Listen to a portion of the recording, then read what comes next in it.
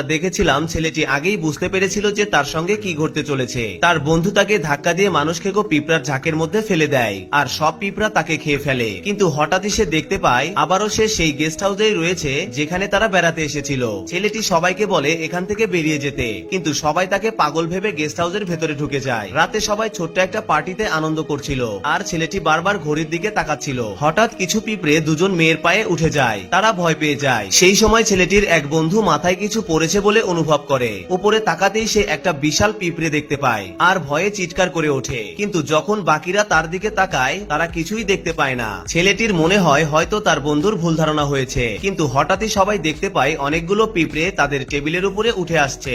এটা দেখে বন্ধু একটি স্প্রে বের করে ছিটিয়ে দেয়, ফলে সব পিঁপড়ে সরে যায়। কিন্তু তারা বুঝতে পারেননি সামনে আরো ভয়ঙ্কর ঘটনা অপেক্ষা করছে। সবাই নিজেদের ঘরে ফিরে যায়। জুনিয়র মেয়ে যখন নিজের ঘরে পৌঁছায় তখন সে জানালায় কিছু অদ্ভুত জিনিস দেখতে পায় এবং তাড়াতাড়ি স্প্রে ছিটিয়ে দেয়। সেই সময় বাকি বন্ধুরাও সেখানে চলে আসে, কিন্তু ততক্ষণে পিঁপড়াটি অদৃশ্য হয়ে গেছে। মেয়েটি যখন বলে যে সে একটা বিশাল পিঁপড়া দেখেছে তখন কেউ তার কথা বিশ্বাস করে না। এক মেয়ে মজা করে বলে, বাইরে তো একটা মশাও নেই আর তুমি নাকি বিশাল পিঁপড়ে দেখেছো। সবাই তাকে পাগল বলে হাসাহাসি করে, কিন্তু ছেলেটি একাই তার কথা বিশ্বাস করে। এরপর আবার সবাই নিজ নিজ ঘরে ফিরে যায়। সকালে ব্রেকফাস্টের সময় বন্ধু আর তার গার্লফ্রেন্ড আসতেই দেখা যায় গার্লফ্রেন্ডের শরীরে আর হাতে লাল দাগ উঠেছে, কিন্তু তারা সেটাও হেসে উড়িয়ে দেয়। বন্ধু আর গার্লফ্রেন্ড মজা করছিল আর সেই সময় ছেলেটি সবাইকে বাঁচানোর প্রস্তুতি নিচ্ছিল। হঠাৎ জুনিয়র মেয়ে দৌড়ে এসে তার পাশে দাঁড়ায় এবং তাকে সাহায্য করতে চায়, কিন্তু ঠিক তখনই ছেলেটির মনে হয় কিছুক্ষণের মধ্যেই সবাই দৌড়ে একটা নির্জন জায়গায় পৌঁছাবে। আর সত্যিই তাই হয়। সবাই দৌড়ে সেখানে যায় এবং হঠাৎই পিঁপড়েদের বিশাল এক ঝাঁক তাদের আক্রমণ করে।